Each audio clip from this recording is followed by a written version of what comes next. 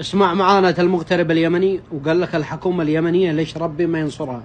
ينصركم كذا؟ اسمع المواطن اليمني. الخطوط الجوية اليمنية. بالأمس كان عندنا رحلة من مطار الملك عبد العزيز في جدة إلى مطار عدن الدولي. ذهبنا وكان عندنا عفش 14 كيلو زيادة، مسموح لكل فرد 30 كيلو، كان عندنا 14 كيلو زيادة. شنطة خفيفة فيها مسابح، فيها سجادات، هدايا المعتمر. تم وزن العفش من قبل موظف لطيف، موظف مخلق كان هناك على الريسبشن، وبعد ما وزننا قال في 14 كيلو زيادة.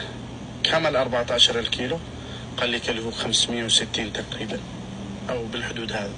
ليش؟ قال والله الخطوط الجوية اليمنية هذا سعرهم رفعت. قلت له كان قبل أرخص.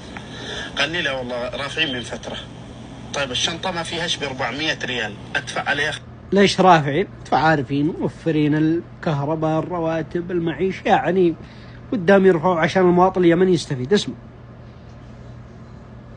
500. ليش؟ كارثة أن يكون من يستغل المواطن البسيط، المواطن الضعيف، المواطن الذي يهرب من معاناة الخط ومن تعب الخط، من زحمة التأخير في المنفذ اليمني، من المعاناة التي يلقاها بالبر، من خراب باصات، من تعطل سيارات. المشكلة ما صلحوا لنا الطرقات، وعاد يزيد يحرمك من الطيران، لازم تدفع 5000 سعودي، يعني تجمع سنة 7000 تدفعها طيران وتروح، بس تروح وترجع. من حوادث، من الخطوط المكسرة، من جميع التفاصيل هذه، ويحاول يركب طيارة. إن أول من يستغل هذا أو ينهش في جسد المواطن البسيط هو الخطوط الجوية اليمنية، باعتبارها الناقل الوحيد. سعر التذاكر أغلى أسعار، وتكلم أغلب المشهور تسافر للصين أرخص من اليمن. وعلى الناحية هذه أو على النقطة هذه، والحين العفش يعني يركب واحد ب3000 ولا ب4000 عشان أنفسكم تطاب.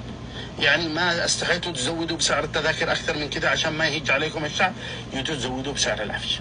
كارثة كبيرة أن يستغل المواطن، أو أن يكون من يستغل المواطن هو جهة أو جهة محسوبة على الحكومة أو على الدولة التي نعيش فيها.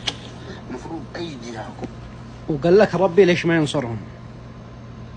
والله العظيم، وهذا أنا تحليلي الشخصي، إن ربي ما راح ينصر أي طرف في اليمن، لأنه بيعاني المواطن اليمني. أنت ما فيك خير لصاحب بلادك، للمواطن اليمني. كيف ربي بينصركم؟ مستحيل. أي حكومة باليمن مستحيل ربي ينصرهم، وهم بهذول